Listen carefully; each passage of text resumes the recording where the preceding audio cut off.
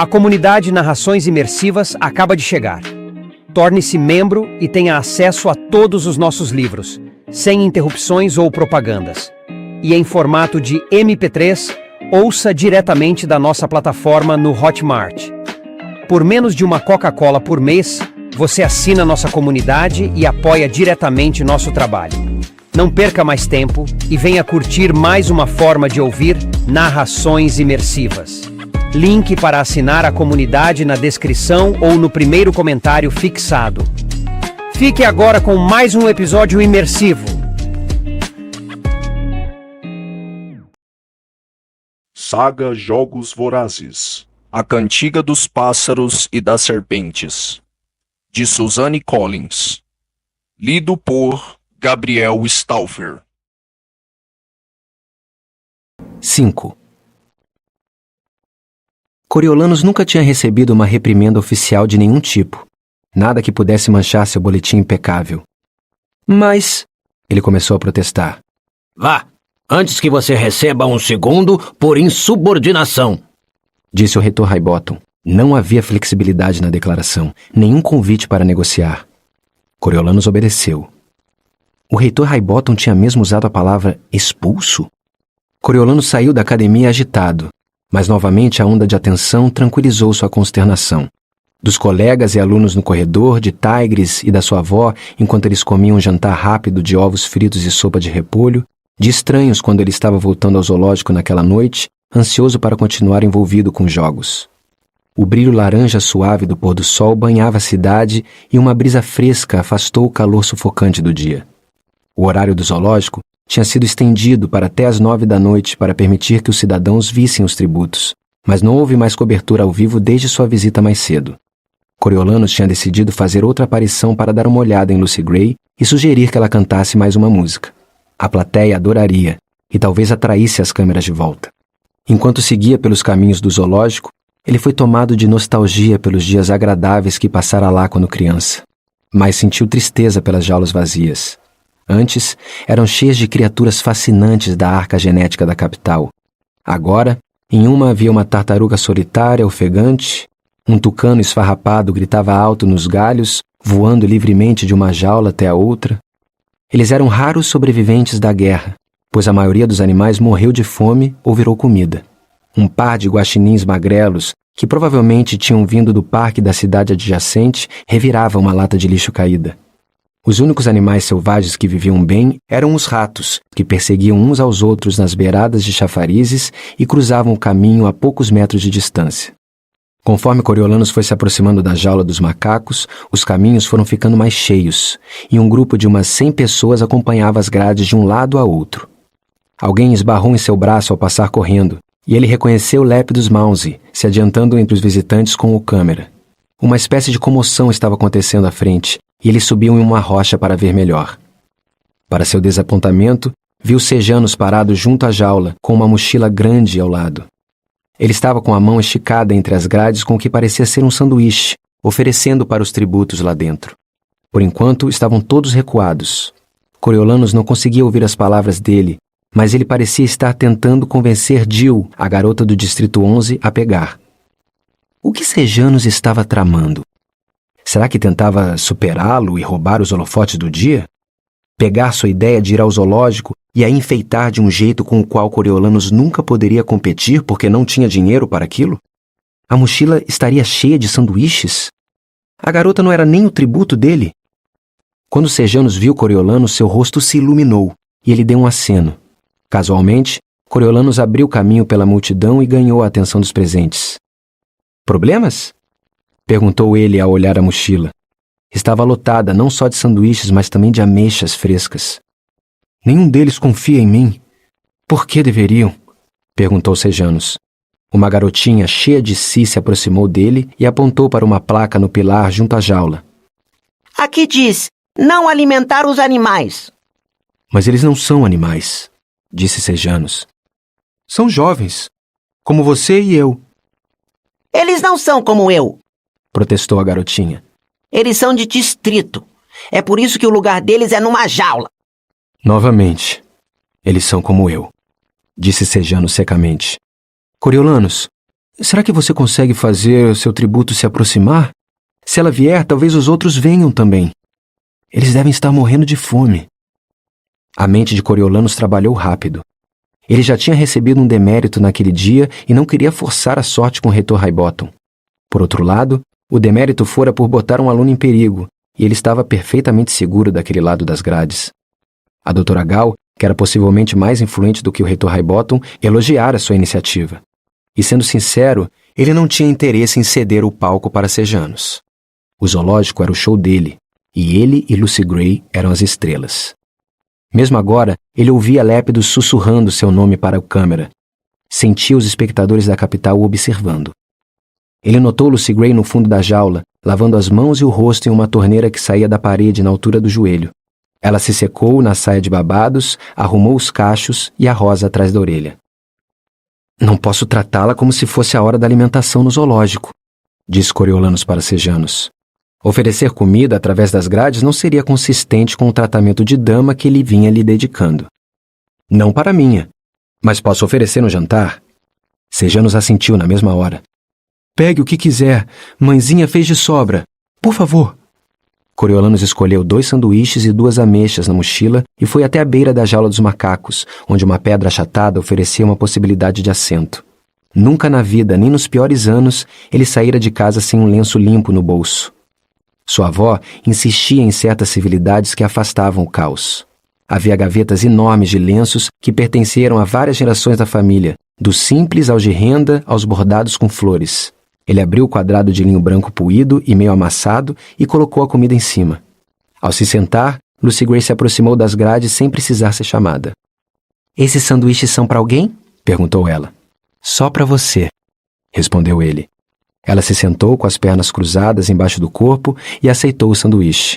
Depois de examinar o conteúdo, deu uma mordidinha no canto. "Você não vai comer?" Ele não tinha certeza. A imagem até o momento estava ótima, ela separada do grupo de novo, apresentada como alguém de valor. Mas comer com ela? Isso talvez fosse ultrapassar um limite. "Prefiro que você coma", disse ele, "para que você fique forte." "Por quê?" "Para eu quebrar o pescoço do Jessup na arena?"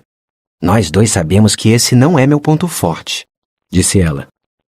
O estômago dele roncou com o cheiro do sanduíche. Havia uma fatia grossa de bolo de carne dentro de pão branco. Ele tinha perdido o almoço na academia naquele dia e o café e o jantar foram parcos em casa. Um pouco de ketchup escorrendo do sanduíche de Lucy Gray fez toda a diferença. Ele pegou o segundo sanduíche e deu uma dentada. Um pequeno choque de prazer percorreu seu corpo, e ele resistiu ao impulso de devorar o sanduíche em 2 mordidas. "Agora parece um piquenique." Lucy Gray olhou para os demais tributos que tinham se aproximado, mas ainda pareciam inseguros. "Vocês deviam pegar um. Está uma delícia. Vamos, Jessup." Encorajado, seu enorme colega de distrito se aproximou lentamente de Sejanos e pegou o sanduíche da mão dele. Esperou até receber uma ameixa, depois saiu andando sem dizer nada. De repente, os outros tributos correram até a grade, enfiando as mãos pelas frestas. Sejanos as encheu o mais rápido que pôde e, em 1 minuto, a mochila estava quase vazia. Os tributos se espalharam pela jaula, agachados de forma protetora na frente da comida e devoraram tudo. O único tributo que não tinha se aproximado de Sejanos foi o dele, o garoto do Distrito 2. Ele estava no fundo da jaula, os braços cruzados na frente do corpo colossal, encarando seu mentor. Sejanos tirou um último sanduíche da mochila e ofereceu a ele. "Marcos, este é para você. Pegue, por favor." Mas Marcos permaneceu com expressão pétrea e imóvel. "Por favor, Marcos", suplicou Sejanos. "Você deve estar morrendo de fome." Marcos olhou Sejanos de cima a baixo e virou de costas para ele. Lucy Gray observou o embate com interesse. "O que está acontecendo ali?" "Como assim?" perguntou Coriolanos. "Não sei bem, mas parece pessoal." O garotinho que quisera matar Coriolanos no caminhão disparou adiante e pegou o sanduíche sem dono. Sejanos não fez nada para impedi-lo. A equipe de televisão tentou falar com Sejanos, mas ele os dispensou e desapareceu na multidão, a mochila murcha no ombro. Eles filmaram os tributos mais um pouco e foram na direção de Lucy Gray e Coriolanos, que se sentou mais ereto e passou a língua pelos dentes para tirar qualquer pedaço de bolo de carne. Estamos no zoológico com Coriolanus Snow e seu tributo, Lucy Gray Baird. Outro aluno acabou de distribuir sanduíches. Ele é mentor? Lepidus colocou o microfone entre eles em busca de resposta. Coriolanus não gostava de dividir os holofotes, mas a presença de Sejanus podia protegê-lo. O reitor Highbottom daria um demérito para o filho do homem que tinha reconstruído a academia? Alguns dias antes, ele acharia que o nome Snow carregava mais peso do que Plint, mas as atribuições na colheita provaram que ele estava enganado. Se o reitor Highbottom quisesse repreendê-lo, ele preferia ter Sejanus ao seu lado. "É o meu colega, Sejanus Plint", informou ele. O que será que ele estava pensando ao trazer sanduíches chiques para os tributos? A capital, sem dúvida, os alimenta, disse o repórter. Ah, só para deixar registrado. A última vez que comi foi na noite antes da colheita, anunciou Lucy Gray. Pelas contas, tem 3 dias. Ah, certo. Bem, aprecie esse sanduíche, disse Lepidus. Ele fez sinal para a câmera se virar para os outros tributos. Lucy Gray se levantou de repente, se inclinou na direção das grades e chamou o foco de volta. Sabe, senhor repórter, o que seria ótimo? Se alguém tiver comida sobrando, poderia trazer para o zoológico. Não é divertido assistir aos jogos se estivermos fracos demais para lutar, você não acha? Há uma certa verdade nisso, disse o repórter inseguro. Eu gosto de coisas doces, mas não sou fresca. Ela sorriu e mordeu a ameixa. Certo. Tudo bem, disse ele, se afastando. Coriolanus percebeu que o repórter estava em terreno instável. Ele devia mesmo estar ajudando Lucy a pedir comida aos cidadãos? Pareceria uma condenação à capital? Quando a equipe de televisão se deslocou na direção dos demais tributos, Lucy Gray se sentou na frente dele. Exagerei? Não para mim. Me desculpe por não ter pensado em trazer comida, disse ele. Bom, eu tenho comido essas pétalas de rosa quando ninguém está olhando. Ela deu de ombros. Você não sabia. Eles terminaram de comer em silêncio, vendo as tentativas fracassadas do repórter de fazer os outros tributos falarem. O sol já tinha se posto e a lua assumira a iluminação. O zoológico fecharia em breve. Eu estava pensando que talvez fosse uma boa ideia você cantar de novo, disse Coriolanus. Lucy Gray sugou um restinho de polpa do caroço da ameixa. É, pode ser mesmo. Ela limpou os cantos da boca com um babado e ajeitou a saia. O tom brincalhão habitual foi trocado por um mais sóbrio. Então, como meu mentor, o que você ganha com isso? Você é estudante, não é? E ganha o quê? Notas melhores quanto mais eu brilhar? Talvez. Ele se sentiu constrangido. Ali, na privacidade relativa daquele recanto, ele percebeu pela primeira vez que ela estaria morta em poucos dias. Bom, claro que ele sempre soube disso, mas pensava nela mais como sua competidora, seu cavalo numa corrida, seu cachorro em uma briga. Quanto mais ele a tratava como algo especial, mais humana ela se tornava. Como Sejanus dissera para a garotinha, Lucy Gray não era um animal, mesmo não sendo da capital. E ele estava fazendo o que ali? Exibindo-se como o reitor Highbottom dissera? Eu nem sei o que ganho, na verdade, disse ele. Nunca houve mentores antes. Você não precisa, assim, cantar. Eu sei, disse ela. Ele queria que ela cantasse, porém. Mas, se as pessoas gostarem de você, talvez elas tragam mais comida. Nós não temos muita coisa sobrando em casa. As bochechas dele ficaram quentes no escuro. Por que ele tinha admitido isso para ela? Não? Eu sempre achei que vocês tinham comida de sobra na capital. Idiota! Disse para si mesmo. Mas ele a encarou e percebeu que, pela primeira vez, ela parecia genuinamente interessada nele. Ah, não. Principalmente durante a guerra. Uma vez eu comi meio pote de cola só para fazer a dor no meu estômago parar. É? E como estava? Isso o abalou e ele surpreendeu a si mesmo com uma gargalhada. Bem grudento. Lucy Gray sorriu. Imagino que sim. Mesmo assim, parece melhor do que algumas das coisas que já comi, sem querer competir. Claro que não. Ele sorriu. Olha, me desculpe. Vou arrumar comida. Você não devia ter que cantar em troca. Bom, não seria a primeira vez que eu cantaria para conseguir o jantar. Não mesmo, e eu adoro cantar. Uma voz soou no alto-falante para anunciar que o zoológico fecharia em 15 minutos. Eu tenho que ir. Mas nos vemos amanhã? Perguntou Coriolanus. Você sabe onde me encontrar, respondeu ela. Coriolanus se levantou e limpou a calça. Balançou o lenço, dobrou-o e o entregou a ela pelas grades. Está limpo, garantiu ele. Pelo menos ela teria algo com que secar o rosto. Obrigada. Deixei o meu em casa. A menção de Lucy Gray à casa pairou no ar entre os dois. Um lembrete de uma porta que ela nunca reabriria, de pessoas amadas que ela jamais voltaria a ver. Ele não conseguia suportar a ideia de ser arrancado da sua própria casa. O apartamento era o único lugar ao qual ele pertencia inquestionavelmente. Era seu porto seguro, o forte da sua família. Como não sabia de que outra forma responder, ele apenas assentiu com um voto de boa noite. Coriolanus não tinha andado nem 20 passos quando foi parado pelo som da voz do seu tributo, cantando doce e claramente no ar da noite. No fundo do vale, o vale ao luar, tarde da noite, o trem a apitar. O trem, ouço o trem apitar. Tarde da noite, ouço o trem apitar. A plateia, que estava começando a ir embora, parou para ouvi-la. Construa uma mansão, elevada como um altar, para que eu veja meu amor passar. Vê-lo passar, amor, vê-lo passar, para que eu veja meu amor passar. Todos estavam quietos agora. As pessoas, os tributos, só havia Lucy Gray e o zumbido da câmera virada para ela. Ela continuava sentada no canto, a cabeça encostada nas grades. Escreva uma carta num papel especial, com selo e endereço da prisão da capital.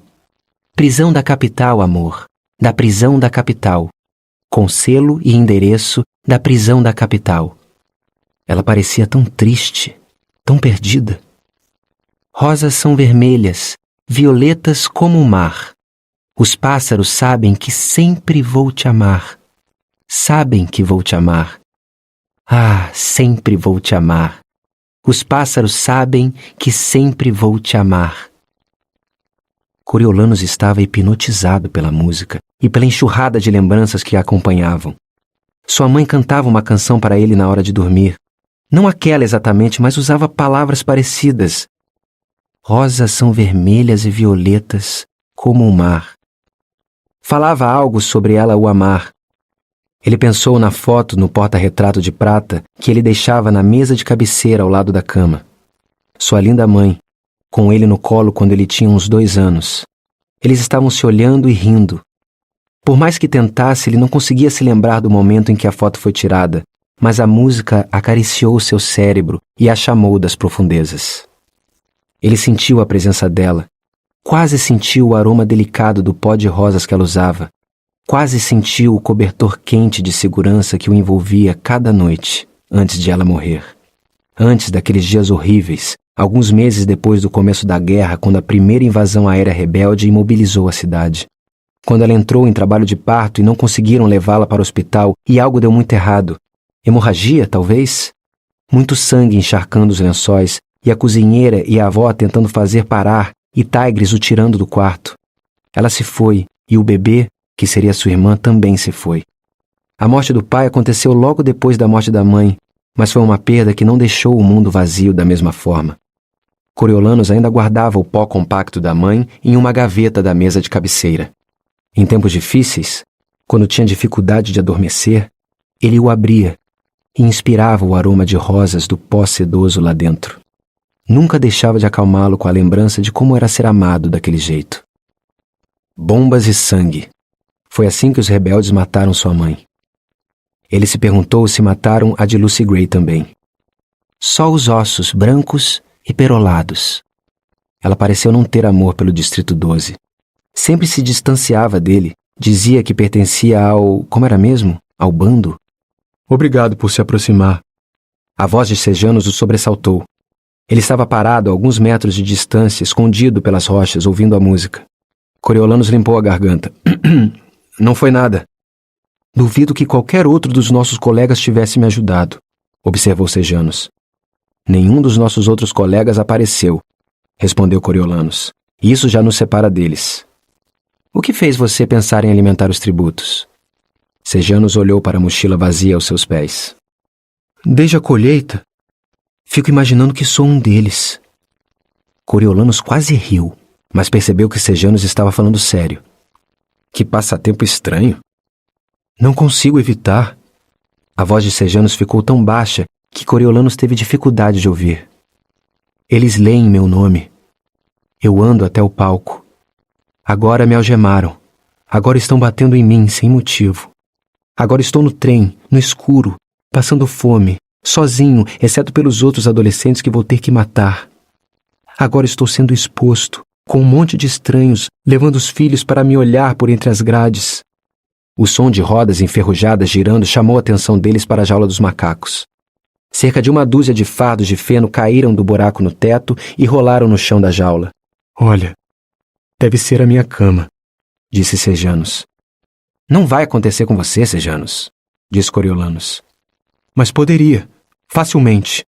Se não estivéssemos tão ricos agora, eu estaria no Distrito 2, talvez ainda na escola, ou talvez nas minas, mas definitivamente na colheita. Você viu meu tributo? É difícil não ver, admitiu Coriolanos. Acho que ele tem uma boa chance de ganhar. Ele foi meu colega de turma, antes de eu vir para cá. Lá. O nome dele é Marcos, continuou Sejanus. Não era exatamente meu amigo, mas também não era inimigo. Um dia prendi o dedo na porta, foi feio, e ele pegou neve no parapeito da janela para tentar diminuir o inchaço. Nem perguntou à professora, só foi lá e fez. Você acha que ele se lembra de você? Perguntou Coriolanos. Vocês eram pequenos, e muita coisa aconteceu desde aquela época. Ah, ele se lembra de mim. Os Plints são famosos por lá. Sejanus pareceu estar sofrendo. Famosos e profundamente desprezados. E agora você é mentor dele. E agora eu sou o mentor dele, ecoou Sejanus. As luzes dentro da jaula dos macacos diminuíram. Alguns dos tributos se moveram para fazer ninhos de feno e passar a noite. Coriolanos viu Marcos bebendo direto da torneira e jogando água na cabeça. Quando se levantou e andou até os fardos de feno, fez os outros parecerem anões. Sejanus deu um chutinho na mochila. Ele não quis aceitar um sanduíche meu. Ele prefere entrar nos jogos passando fome a aceitar comida da minha mão. Não é sua culpa, disse Coriolanos. Eu sei. Sou tão inocente que chega a sufocar, disse Sejanus. Coriolanos estava tentando entender esse pensamento quando uma briga teve início dentro da jaula. 2 garotos queriam o mesmo fardo de feno e saíram no tapa por causa disso.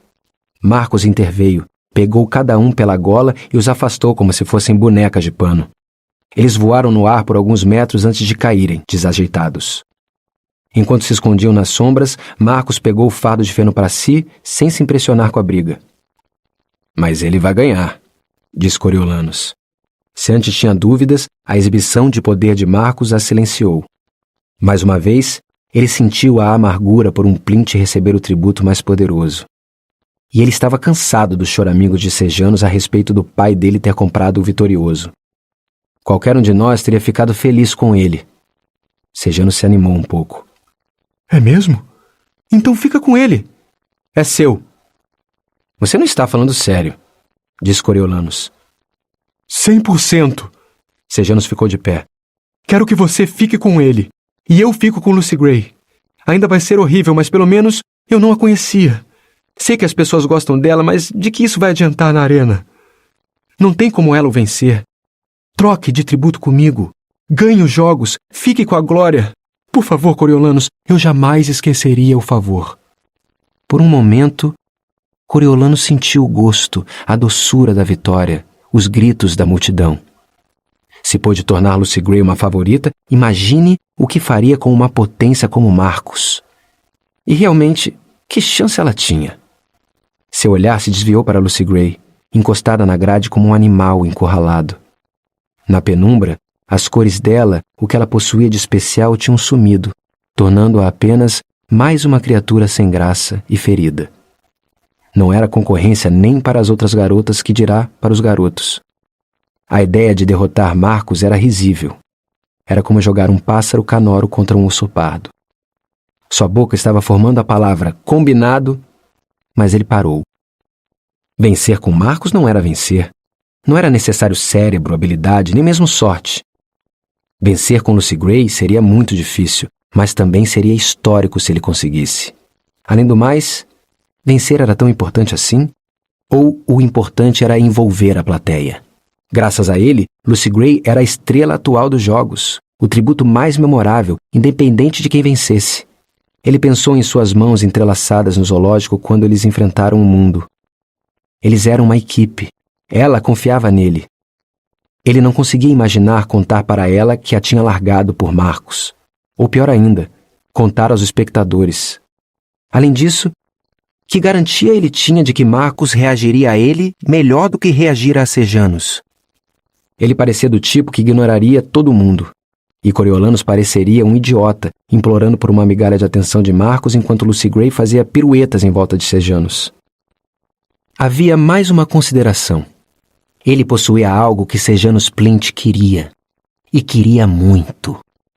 Sejanus já tinha usurpado sua posição, sua herança, suas roupas, seus doces, seus sanduíches e o privilégio devido a um Snow. Agora, estava querendo seu apartamento, seu lugar na universidade, seu próprio futuro e tinha a audácia de se ressentir da boa sorte, de rejeitá-la, de considerá-la punição até. Se ter Marcos como tributo incomodava Sejanus, que bom. Ele que se incomodasse. Lucy Gray era a única coisa que pertencia a Coriolanus que ele nunca teria. Desculpe, meu amigo, disse com suavidade. Mas acho que vou ficar com ela.